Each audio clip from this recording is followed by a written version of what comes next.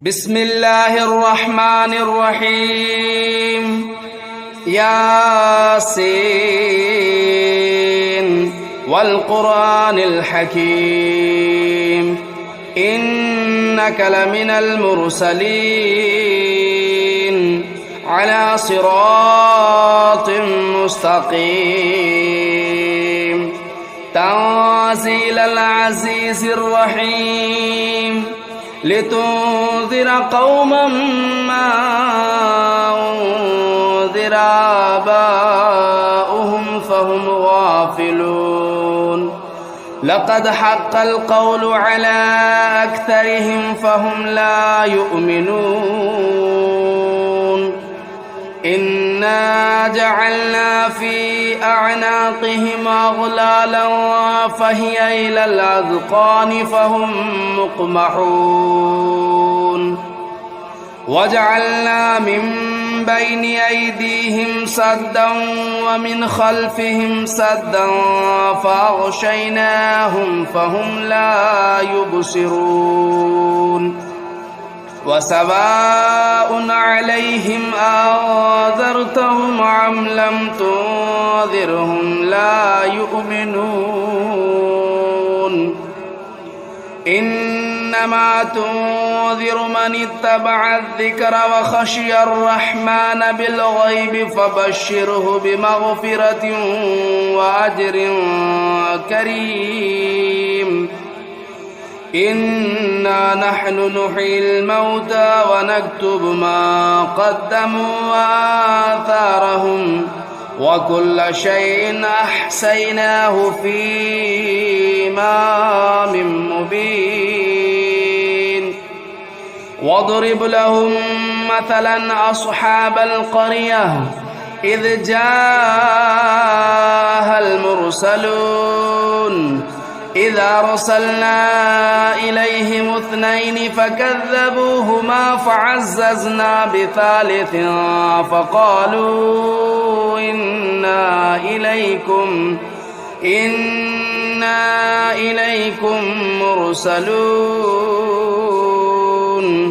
قالوا ما أنتم إلا بشر مثلنا وما أنزل الرحمن من شيء إن أنتم إلا تكذبون قالوا ربنا يعلم إنا إليكم لمرسلون وما علينا إلا البلاغ المبين قالوا إنا تطيرنا بكم لئن لم تنتهوا لنرجمنكم وليمسنكم منا عذاب أليم قالوا طائركم معكم أئن ذكرتم بل أنتم قوم مسرفون وجاء من أقصى المدينة رجل يسعى قال يا قوم اتبعوا المرسلين اتبعوا من لا يسألكم أجرا وهم مهتدون وما لي لا أعبد الذي فطرني وإليه ترجعون أتخذوا من دونه آلهة إن يردني الرحمن بضر لا تغن عني شفاعتهم شيئا ولا ينقذون إني إذا لفي ضلال مبين إني آمنت بربكم فاسمعون قيل ادخل الجنة قال يا ليت قومي يعلمون بما غفر لي ربي وجعلني من المكرمين وما أنزلنا على قومه من بعده من جود من السماء وما كنا منزلين إن كانت إلا صيحة واحدة فإذا هم خامدون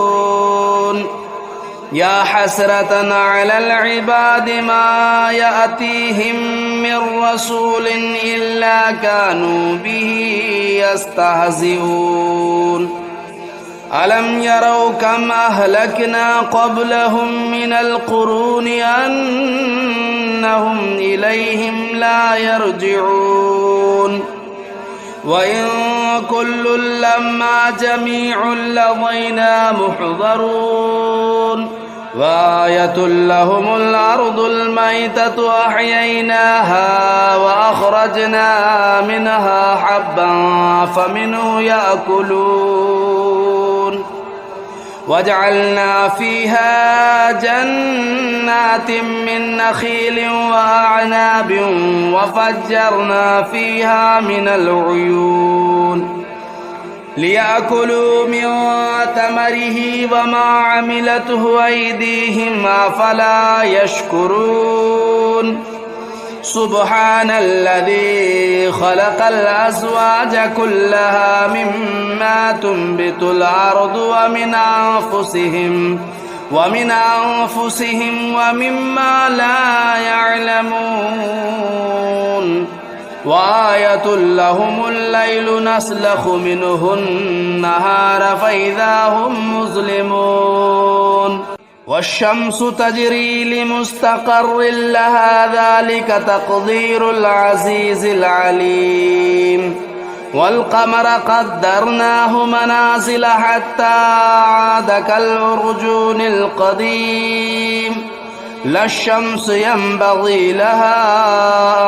أن تدرك القمر ولا الليل سابق النهار وكل في فلك يسبحون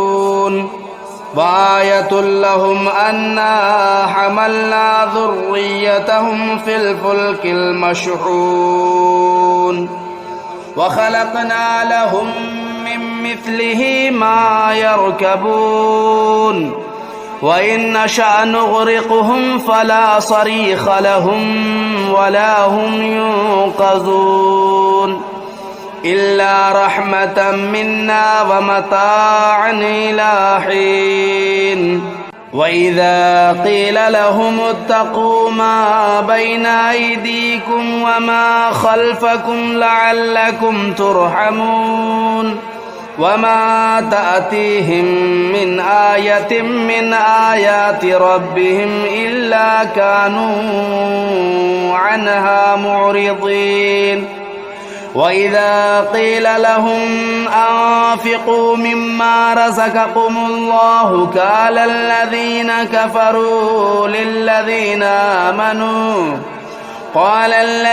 كفروا للذين آمنوا ونطعم من لو يشاء الله أطعمه إن أنتم إلا في ضلال مبين ويقولون متى هذا الوعد إن كنتم صادقين ما ينظرون إلا صيحة واحدة تأخذهم وهم يخصمون فلا يستطيعون توصية ولا إلى أهلهم يرجعون ونفخ في الصور فإذا هم من الأجداث إلى ربهم ينسلون قالوا يا ويلنا من بعثنا من مرقدنا هذا ما وعد الرحمن وصدق المرسلون كانت إلا صيحة واحدة فإذا هم جميع لدينا محضرون فاليوم لا تظلم نفس شيئا ولا تجزون إلا ما كنتم تعملون إن أصحاب الجنة اليوم في شغل فاكهون هم وأزواجهم في ظلال على الأرائك متكئون لهم فيها فاكهة ولهم ما يدعون سلام قولا من رب رحيم وامتازوا اليوم أيها المجرمون ألم أعهد إليكم يا بني آدم ألا تعبدوا الشيطان إنه لكم عدو مبين وأن اعبدوني هذا صراط مستقيم ولقد أضل منكم جبلا كثيرا أفلم تكونوا تعقلون هذه جهنم التي كنتم توعدون اصلوها اليوم بما كنتم تكفرون اليوم نختم على أفواههم وتكلمنا أيديهم وتشهد أرجلهم بما كانوا يكسبون ولو نشاء لطمسنا على أعينهم فاستبقوا الصراط فأنى يبصرون ولو نشاء لمسخناهم على مكانتهم فما استطاعوا مضيا ولا يرجعون ومن نعمره ننكسه في الخلق أفلا يعقلون وما علمناه الشعر وما ينبغي له إن هو إلا ذكر وقرآن مبين لينذر من كان حيا ويحق القول على الكافرين أولم يروا أنا خلقنا لهم مما عملت أيدينا أنعاما فهم لا مالكون وذللناها لهم فمنها ركوبهم ومنها يأكلون ولهم فيها منافع ومشارب أفلا يشكرون واتخذوا من دون الله آلهة لعلهم ينصرون لا يستطيعون نصرهم وهم لهم جند محضرون فلا يحزنك قولهم إنا نعلم ما يسرون وما يعلنون أولم ير الإنسان أنا خلقناه من نطفة فإذا هو خصيم مبين وضرب لنا مثلا ونسي خلقه قال من يحيي العظام وهي رميم قل يحييها الذي أنشأها أول مرة وهو بكل خلق عليم الذي جعل لكم من الشجر الأخضر نارا فإذا أنتم منه توقدون أوليس الذي خلق السماوات والأرض بقادر على أن يخلق مثلهم بلى وهو الخلاق العليم إنما أمره إذا أراد شيئا أن يقول له كن فيكون فسبحان الذي بيده ملكوت كل شيء وإليه ترجعون بسم الله الرحمن الرحيم الرحمن علم القرآن خلق الإنسان علمه البيان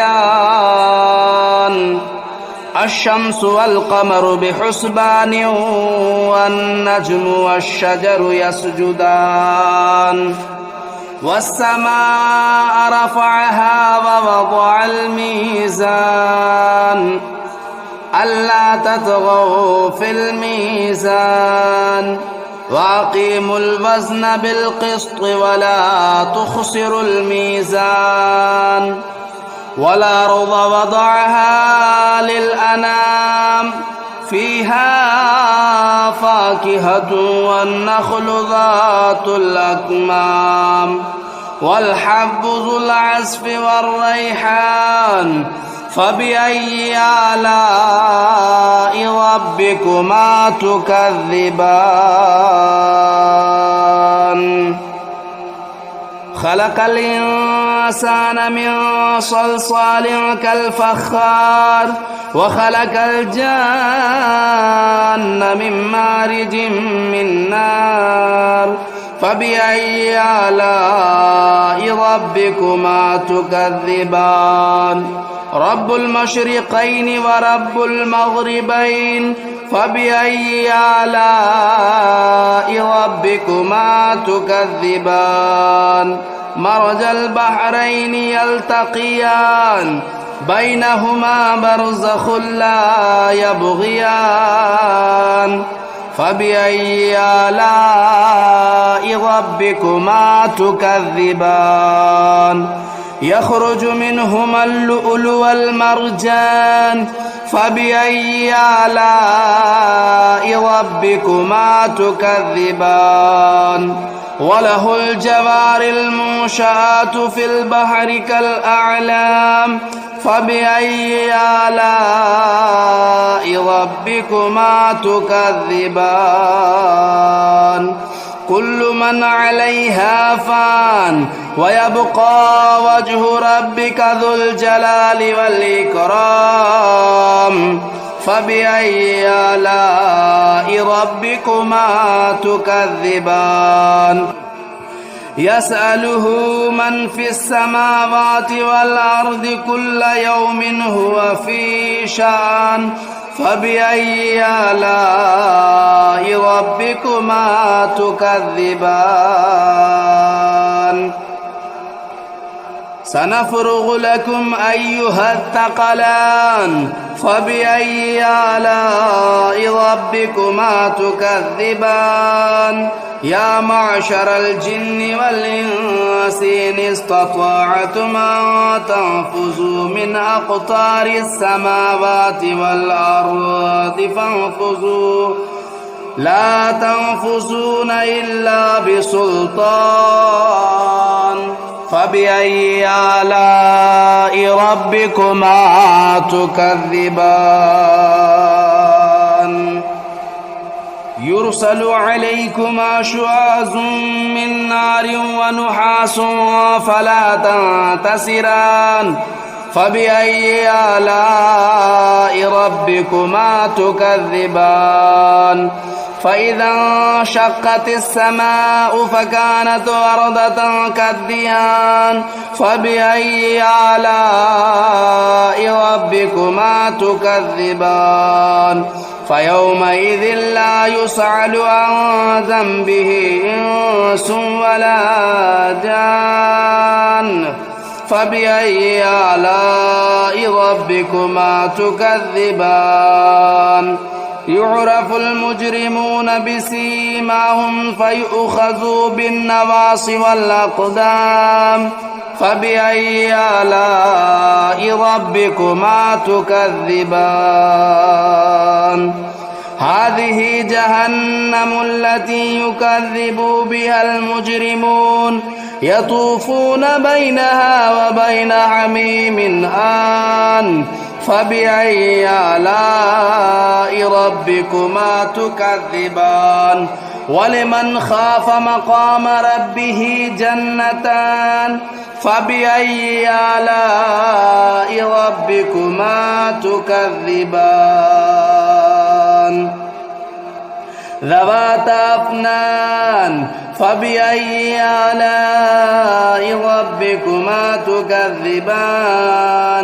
فيهما عينان تجريان فبأي آلاء ربكما تكذبان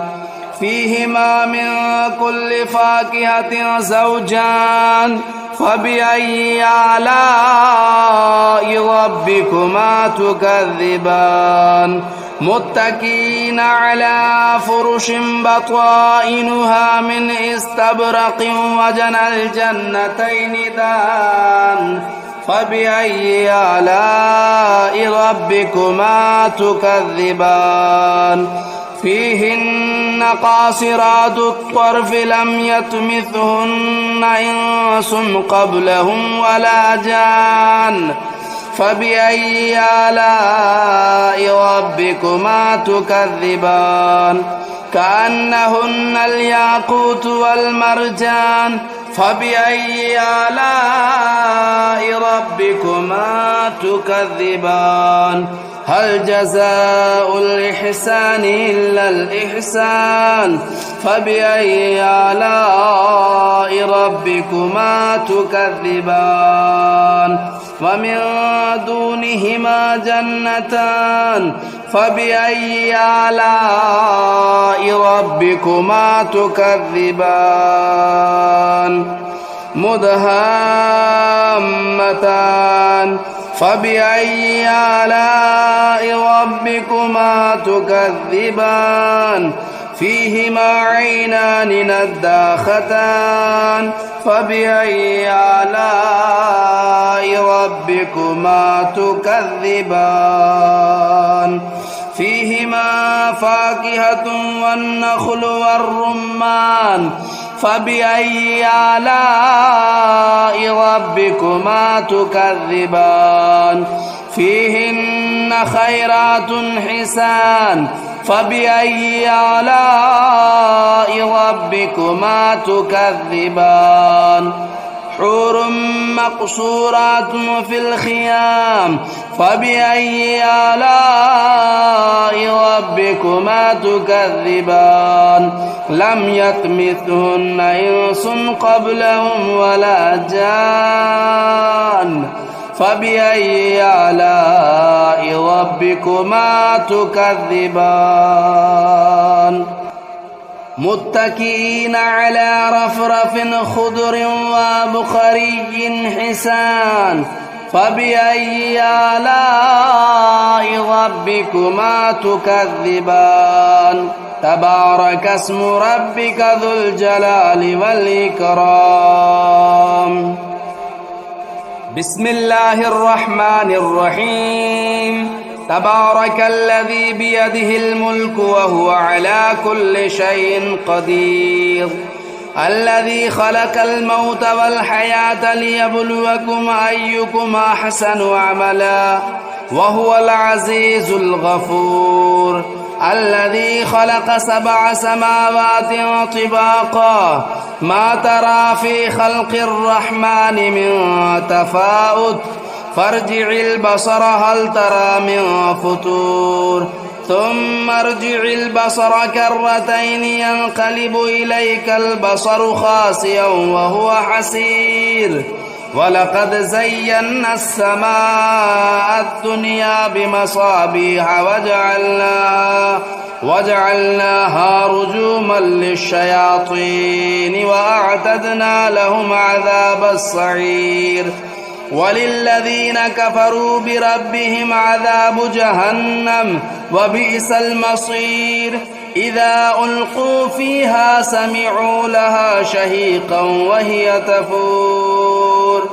تكاد تميز من الغيظ كلما ألقي فيها فوج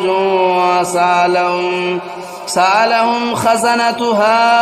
ألم يأتكم نذير قالوا بلى قد جاءنا نذير فكذبنا وقلنا ما نزل الله من شيء إن أنتم إلا في ضلال كبير وقالوا لو كنا نسمع أو نعقل ما كنا في أصحاب السعير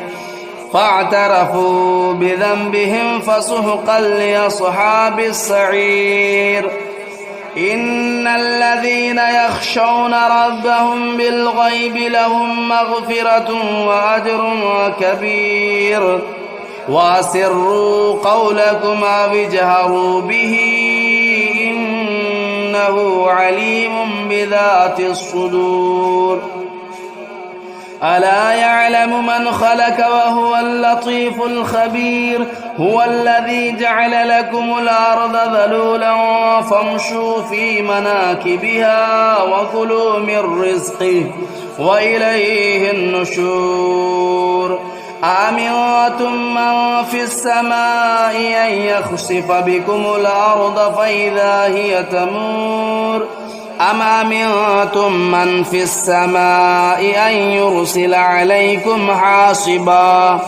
فستعلمون كيف نذير ولقد كذب الذين من قبلهم فكيف كان نكير أولم يروا إلى الطير فوقهم صافات ويقبضن ما يمسكهن إلا الرحمن إنه بكل شيء بصير أمن هذا الذي هو جند لكم ينصركم من دون الرحمن إن الكافرون إلا في غرور أمن هذا الذي يرزقكم إن أمسك رزقه بل لجوا في عتو ونفور أفمن يمشي مكبا على وجهه أهدى أمن يمشي سويا على صراط مستقيم قل هو الذي أنشأكم وجعل لكم السمع والأبصار والأفئدة قليلا ما تشكرون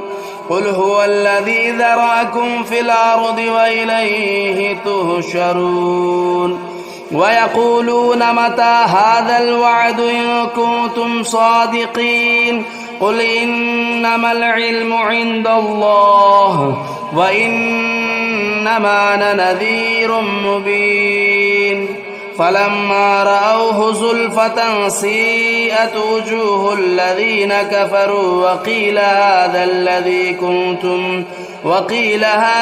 الذي كنتم به تدعون قل أرأيتم إن أهلكني الله ومن معي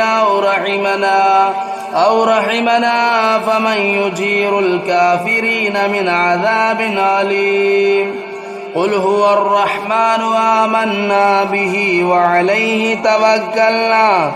فستعلمون من هو في ضلال مبين قل أرأيتم إن أصبح ماؤكم غورا فمن يأتيكم بماء